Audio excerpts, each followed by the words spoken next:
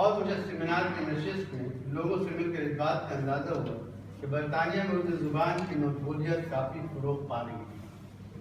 لیکن اس اجلاس میں میری طرح وہ تمام شرکا شامل تھے جو ہندوستان، پاکستان اور افریقہ سے ہجرت کر کے اس خطے عرب پر آباد تھے۔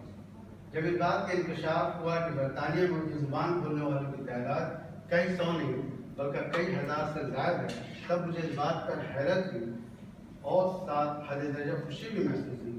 خوشی اس بات کی کہ اردو زبان سے لگا رکھنے والوں کی خاصی بڑی تعداد نظر آئی، لیکن جو بات قابل تشویش محسوس ہوئی وہ تھا نئی نسل کی عدم موجودگی کا المیہ۔ ایک اندازے کے مطابق برطانیہ میں اردو بولنے والے اور سمجھنے والے تعداد تقریباً 20 لاکھ سے زائد۔ اردو روزنامہ جنگ جس کی تعداد اشاعت کے لحاظ سے سب سے زیادہ، یہ اس امر کی دلیل ہے کہ ایک اچھی خاصی تعداد اردو بولنے پڑھنے والوں کے یہاں پائی جاتی ہے۔ یہ اخبار برطانیہ سمیت یورپ کے تمام ممالک میں پڑھا جاتا ہے۔ برطانیہ میں اردو کے تقریباً 40 مرکزی شہر ہیں جہاں اردو سے شغف رکھنے والوں کی وافر تعداد موجود ہے۔ برطانیہ میں مقیم اردو کے فروغ سے وابستہ چند سماجی اور ثقافتی تنظیموں کے علاوہ خود حکومت برطانیہ بھی بعض سماجی تقاضوں کے باعث اردو زبان کے ابلاغ کا ایک ذریعہ بن گئی ہے۔ انگلستان کے شہروں اور مضافات میں آباد کئی لاکھ اردو بولنے والے باشندے ہیں جو نہ برطانوی سماج کی طرز معاشرت کا اہم حصہ ہیں بلکہ ان میں سے بیشتر انگریزی زبان اور تہذیب سے کم واقف ہونے کے سبب ملک کی سماجی، سیاست اور دیگر انتظامی امور میں ایک کلیدی رول بھی ادا کرتے ہیں۔ اور وہ شہری جو انگریزی زبان سے اچھی طرح واقف نہیں ہیں، ان کی سہولیات کے لیے حکومت نے زندگی کے مختلف شعبوں میں اردو کو ذریعہ ابلاغ بنایا ہے۔ یوں بھی برطانیہ کو اردو کا تیسرا مرکز مانا جاتا ہے اور اس کی ایک وجہ یہ ہے کہ یہاں کئی نامور شاعر، ادیب، مصنف اور دانشوروں نے اردو زبان میں اپنی تخلیقات شائع کی جو اردو کی ترویج میں بلا شبہ ممکن و معلوم ثابت ہوتی ہے۔ پروفیسر رالف راسل کا شمار اردو زبان کے ان مستقل محققوں اور مدرسین میں شمار ہوتا ہے جنہوں نے اردو کی بیش بار خدمت انجام دی اور غالب اور مطالعہ غالب کے سلسلے میں انہوں نے تحقیق و تدریس کا کام کیا ہے وہ لازوال شہرت کا حامل ہے۔ غالب سناشی میں نہ صرف ان کا نام بلکہ ان کا مطالعہ اور تخلیقی کام نہایت وقتی اور ممتاز ہے۔ وہ دراصل London school of oriental and African studies سے اردو پروفیسر کی حیثیت سے منسلک تھے۔ ڈاکٹر گوپی چند نارنگ کی تحقیق کے مطابق اردو زبان کی سب سے پہلی گرامر ایک ڈچ اور اردو شاعر نے ترتیب دی تھی جس کا نام کیٹلر تھا۔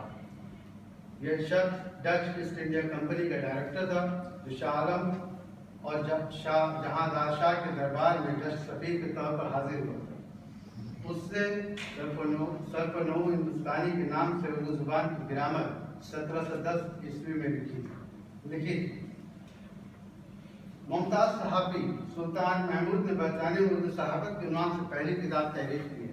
سر عبدالقادر اردو کے پہلے ادیب ہیں جنہوں نے 30 کی دہائی میں جب وہ وزیر ہند کے کونسل کے ممبر تھے لندن پہنچ کر پہلی بار اردو مجلس کی داغ ڈالی تھی جس کے زیر اہتمام ہر ماہ ادبی نشست منعقد ہوتی تھی۔ اس ادبی محفل میں شرکت کرنے والوں میں چند بلند پایہ ادیبوں اور شاعروں میں مولانا حسرت موانی، ڈاکٹر رام بابو سکسینہ، ڈاکٹر اختر حسین رائے پوری اور حفیظ جالندھری کے نام قابل ذکر ہیں۔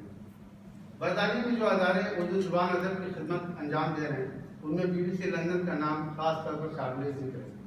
BBC کا اردو پروگرام نہ صرف برطانیہ میں بلکہ یورپ اور ایشیا کے دور افتادہ علاقوں میں بھی بڑے ذوق و شوق سے سنا جاتا ہے۔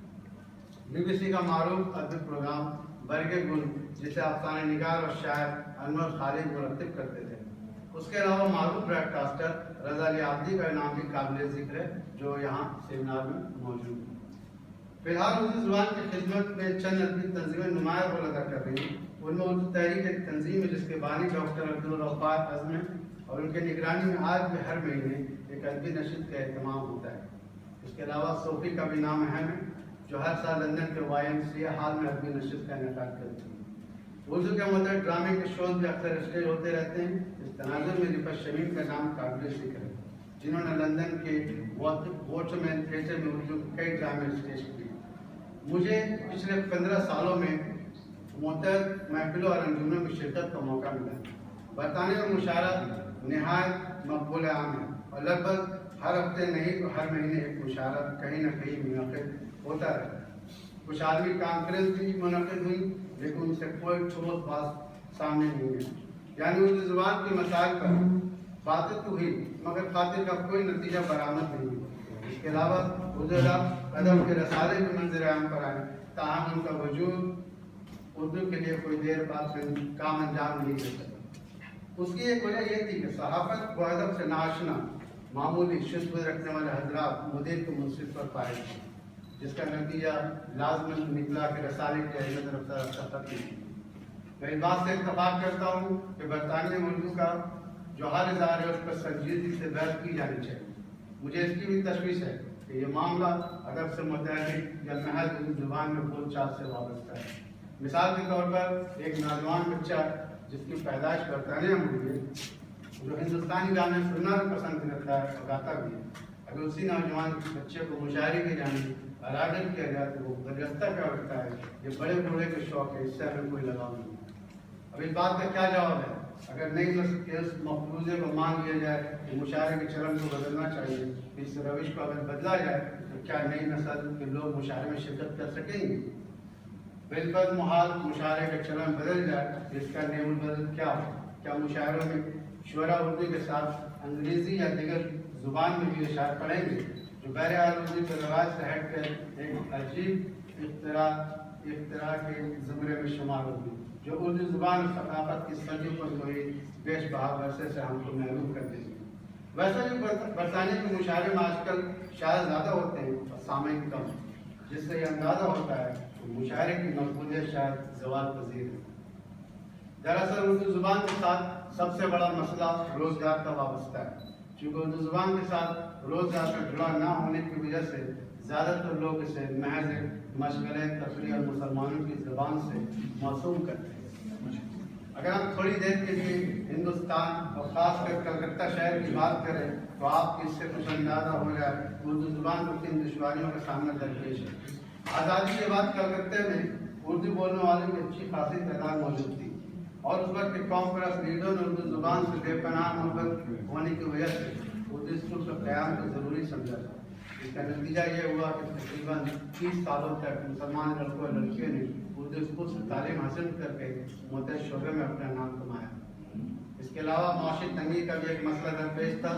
زیادہ تر مسلمانوں کی حالت اتنی اچھی نہیں تھی تو اپنے بچوں کا انگریزی اسکول میں تعلیم دلواتے، لیکن جو اردو اسکولوں کا تعلیم میں گرنے لگا اور مسلمانوں کی معاشی حالت بہتر ہونے لگی تو انہوں نے اپنے بچوں کو انگریزی اسکول میں تعلیم دلوانے میں فخر محسوس کیا، بلکہ یوں کہیے کہ بیرون ممالک میں روزگار کے لیے جانا اور انگریزی زبان کا جاننا سماج میں ایک اعلیٰ اور اہم مقام حاصل کرنا سمجھا جانا۔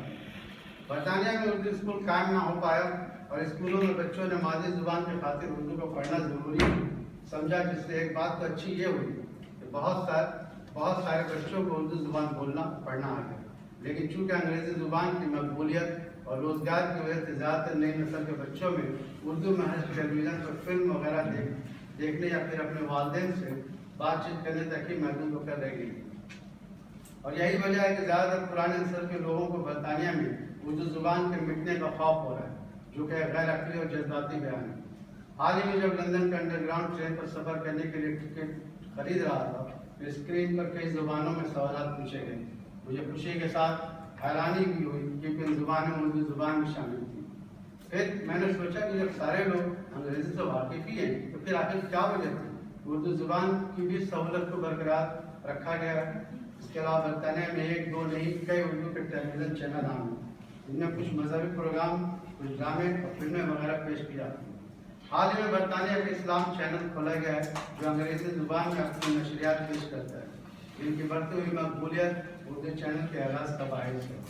اسلام چینل کے پروڈیوسر نے بتایا کہ انہیں یہ جان کر حیرانی ہوئی کہ اسلام مذہب کے ماننے والوں میں سب سے زیادہ جو زبان بولی اور سمجھی جاتی ہے وہ اردو ہے، اور یہی وجہ ہے کہ چند رات نے اسلام اردو چینل کے آغاز کا فیصلہ کر لیا۔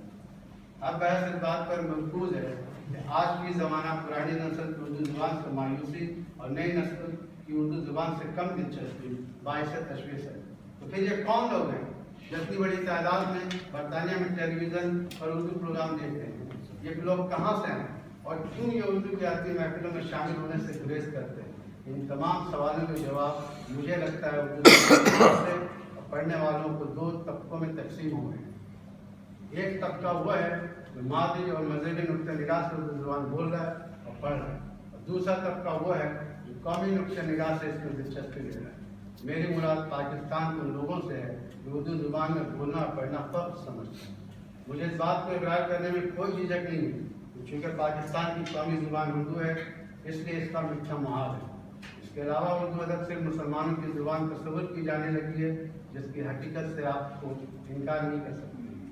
इसकी बड़ी मिसाल ये है कि जब कलकत्ता जाता हूँ तो वहाँ के उर्दू मदारिस में सिवाय मुसलमान बच्चों के और किसी मज़हब का कोई बच्चा तालीम हासिल करने नहीं जाता है।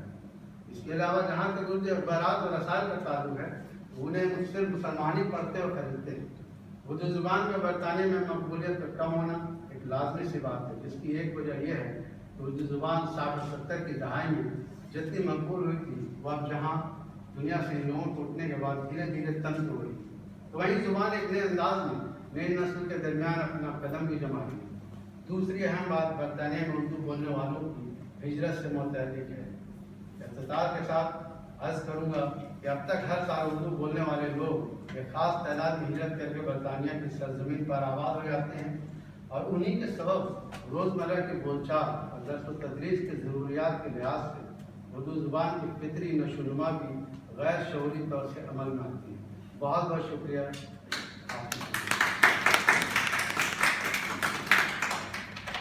हमारे इस सेशन के आखिरी मुक़र्रिर नार्वे से तशरीफ़ लाए हैं जनाब सैयद